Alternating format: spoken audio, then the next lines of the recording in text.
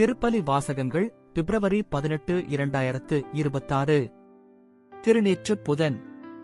முதல் வாசகம் இறைவாக்கினர் யோவேல் நூலிலிருந்து வாசகம். ஆண்டவர் கூறுகிறார், இப்பொழுதாவது உண்ணா நோன்பிருந்து அழுது புலம்பிக் கொண்டு உங்கள் முழு இதயத்தோடு என்னிடம் திரும்பி வாருங்கள். நீங்கள் உங்கள் உடைகளை கிழித்துக் கொள்ள வேண்டாம். இதயத்தை கிழித்துக் கொண்டு உங்கள் கடவுளாகிய ஆண்டவரிடம் திரும்பி வாருங்கள். அவர் அருள் நிறைந்தவர், இரக்கம் மிக்கவர், நீடிய பொறுமையுள்ளவர், பேரன்பு மிக்கவர், செய்ய கருதிய தீங்கை குறித்து மனம் மாறுகின்றவர். ஒருவேளை அவர் தம் மனத்தை மாற்றிக்கொண்டு உங்கள் கடவுளாகிய ஆண்டவருக்கு தானிய படையலையும் நீர்மப் படையலையும் நீங்கள் அளிக்குமாறு உங்களுக்கு ஆசி வழங்குவார். இதை யார் அறிவார்? சீயோனில் எக்காலம் ஊதி எச்சரியுங்கள். புனிதமான உண்ணா நோன்புக்கென நாள் குறியுங்கள். வழிபாட்டு பேரணியை திரட்டுங்கள். மக்களை திரண்டு வரச் செய்யுங்கள். புனித கூட்டத்திற்கு ஏற்பாடு செய்யுங்கள். முதியோரை கூடி வரச் செய்யுங்கள். பிள்ளைகளையும் பால் குடிக்கும் குழந்தைகளையும் ஒருசேர கூட்டுங்கள். மணமகன் தன் அறையை விட்டு வெளியேறட்டும். மணமகள் தன் மஞ்சத்தை விட்டு புறப்படட்டும். ஆண்டவரின் ஊழியர்களாகிய குருக்கள் கோவில் மண்டபத்திற்கும் பலிபீடத்திற்கும் இடையே நின்று அழுத வண்ணம், ஆண்டவரே, உம் மக்கள் மீது இரக்கம் கொள்ளும். உமது உரிமைச் சொத்தை வேற்றினத்தார் நடுவில் நிந்தைக்கும் பழிச்சொல்லுக்கும் ஆளாக்காதீர் எனச் சொல்வார்களாக. அவர்களுடைய கடவுள் எங்கே என வேற்றினத்தார் கூறவும் வேண்டுமோ? அப்பொழுது ஆண்டவர் தம் நாட்டின் மேல் பேரார்வம் கொண்டு தம் மக்கள் மீது கருணை காட்டினார். ஆண்டவரின் அருள்வாக்கு. இறைவா, உமக்கு நன்றி. பதிலுரை பாடல். பல்லவி. ஆண்டவரே, இரக்கமாயிரும், ஏனெனில் நாங்கள் பாவம் செய்தோம். கடவுளே, உமது பேரன்புக்கேற்ப எனக்கு இரங்கும். உமது அளவற்ற இரக்கத்திற்கேற்ப என் குற்றங்களைத் துடைத்தருளும்.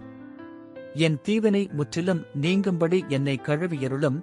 என் பாவம் அற்றுப்போகும்படி என்னை தூய்மைப்படுத்தியருளும். பல்லவி. ஆண்டவரே, இரக்கமாயிரும், ஏனெனில் நாங்கள் பாவம் செய்தோம். ஏனெனில் என் குற்றங்களை நான் உணர்கின்றேன். என் பாவம் எப்போதும் என் மனக்கண்முன் நிற்கின்றது. உமக்கு எதிராக நான் பாவம் செய்தேன். உம் பார்வையில் தீயது செய்தேன். பல்லவி. ஆண்டவரே, இரக்கமாயிரும், ஏனெனில் நாங்கள் பாவம் செய்தோம்.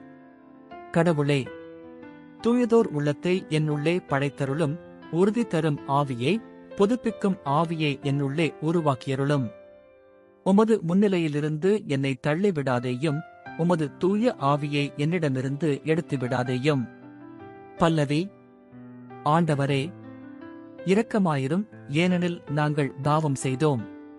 உம் மீட்பின் மகிழ்ச்சியை மீண்டும் எனக்கு அளித்தருளும். தன்னார்வ மனம் தந்து என்னை தாங்கியருளும். என் தலைவரே, என் இதழ்களை திறந்தருளும்.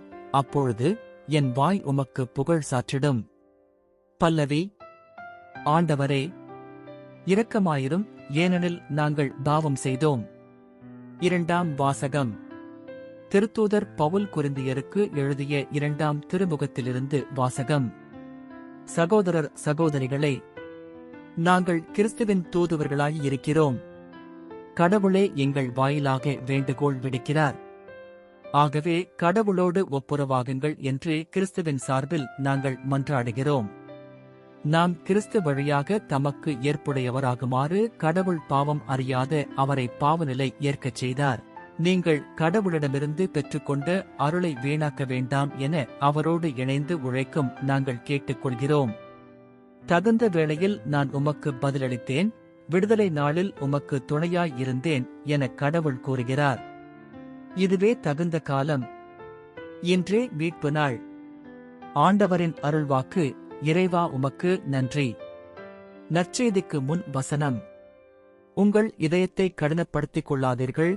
மாறாக ஆண்டவரின் குரலை கேட்பீர்களாக. நற்செய்தி வாசகம். மத்தேயு எழுதிய தூய நற்செய்தியிலிருந்து வாசகம். அக்காலத்தில் இயேசு தம் சீடரை நோக்கிக் கூறியது, மக்கள் பார்க்க வேண்டுமென்று அவர்கள் முன் உங்கள் அறச்செயல்களைச் செய்யாதீர்கள். இதை குறித்து நீங்கள் எச்சரிக்கையாயிருங்கள். இல்லையென்றால் உங்கள் விண்ணகத் தந்தையிடமிருந்து உங்களுக்கு கைமாறு கிடைக்காது. நீங்கள் தர்மம் செய்யும் போது உங்களைப் பற்றி தம்பட்டம் அடிக்காதீர்கள். வெளிவேடக்காரர் மக்கள் புகழ வேண்டுமென்று தொழுகைக் கூடங்களிலும் சந்துகளிலும் நின்று அவ்வாறு செய்வர். அவர்கள் தங்களுக்குரிய கைமாறு பெற்றுவிட்டார்கள் என உறுதியாக உங்களுக்குச் சொல்கிறேன். நீங்கள் தர்மம் செய்யும் போது உங்கள் வலக்கை செய்வது இடக்கைக்கு தெரியாதிருக்கட்டும். அப்பொழுது நீங்கள் செய்யும் தர்மம் மறைவாயிருக்கும். மறைவாய் உள்ளதைக் காணும் உங்கள் தந்தையும் உங்களுக்கு கைமாறு அளிப்பார். நீங்கள் இறைவனிடம் வேண்டும் பொழுது வெளிவேடக்காரரைப் போல் இருக்க வேண்டாம். அவர்கள் தொழுகைக் கூடங்களிலும் வீதியோரங்களிலும் நின்று கொண்டு மக்கள் பார்க்க வேண்டுமென இறைவேண்டல் செய்ய விரும்புகிறார்கள். அவர்கள் தங்களுக்குரிய கைமாறு பெற்றுவிட்டார்கள் என உறுதியாக உங்களுக்குச் சொல்கிறேன். ஆனால் நீங்கள் இறைவனிடம் வேண்டும் பொழுது உங்கள் உள்ளறைக்குச் சென்று கதவை அடைத்துக் கொண்டு மறைவாய் உள்ள உங்கள் தந்தையை நோக்கி வேண்டுங்கள். மறைவாய் உள்ளதைக் காணும் உங்கள் தந்தையும் உங்களுக்கு கைமாறு அளிப்பார். மேலும் நீங்கள் நோன்பு இருக்கும்போது வெளிவேடக்காரரைப் போல முகவாட்டமாய் இருக்க வேண்டாம்.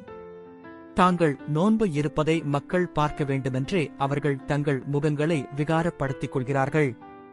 அவர்கள் தங்களுக்குரிய கைமாறு பெற்றுவிட்டார்கள் என உறுதியாக உங்களுக்குச் சொல்கிறேன். நீங்கள் நோன்பு இருக்கும்போது உங்கள் தலையில் எண்ணெய் தேய்த்து முகத்தைக் கழுவுங்கள்.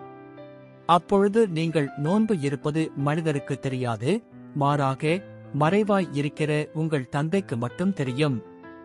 மறைவாய் உள்ளதைக் காணும் உங்கள் தந்தையும் உங்களுக்கு ஏற்ற கைமாறு அளிப்பாரு. ஆண்டவரின் அருள்வாக்கு. கிறிஸ்துவே உமக்கு புகழ்.